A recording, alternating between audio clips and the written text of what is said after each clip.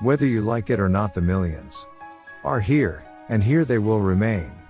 If you do not lift them up, they will pull you down. Education must not simply teach work, it must teach life.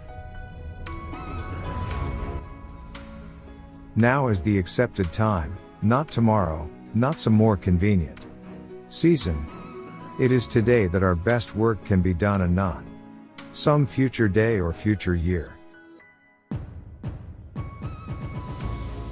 It is today that we fit ourselves for the greater usefulness of tomorrow. Today is the seed time, now are the hours of work, and tomorrow comes the harvest and the playtime.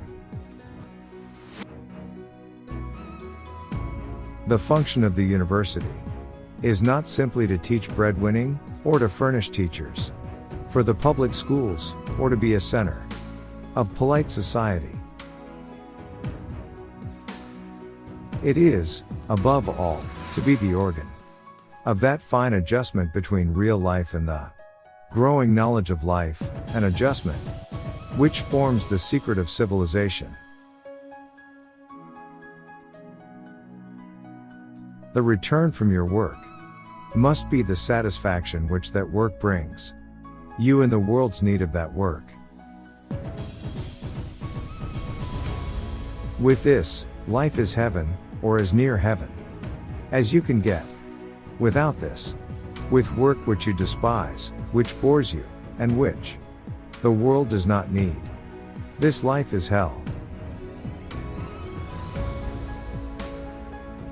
There is in this world no such force as the force of a person determined to rise.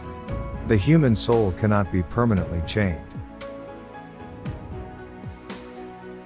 Be honest, frank and fearless, and get some grasp of the real values of life. Read some good, heavy, serious books just for discipline. Take yourself in hand and master yourself. In all things purely social, we can be as separate as the five fingers, and yet one as the hand in all things essential to mutual progress. And yet this does not touch the kernel of the problem. Human advancement is not a mere question of almsgiving, but rather of sympathy and cooperation among classes. Who would scorn charity?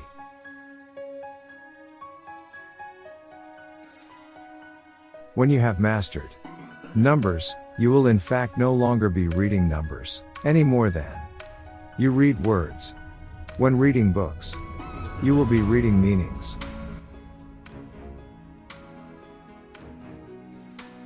A little less complaint and whining, and a little more dogged work and manly striving would do us more credit than 1,000 civil rights bills. Strive for that greatness of spirit that measures life not by its disappointments, but by its possibilities. The future woman must have a life, work, and economic independence. She must have the right of motherhood at her own discretion. I have loved my work, I have loved people and my play, but always I have been uplifted by the thought that what I have done well will live long and justify my life. That what I have done ill or never finished can now be handed on to others for endless days to be finished, perhaps better than I could have done. One thing alone I charge you. As you live, believe in life. Always. Human beings will live and progress to greater, broader and fuller life.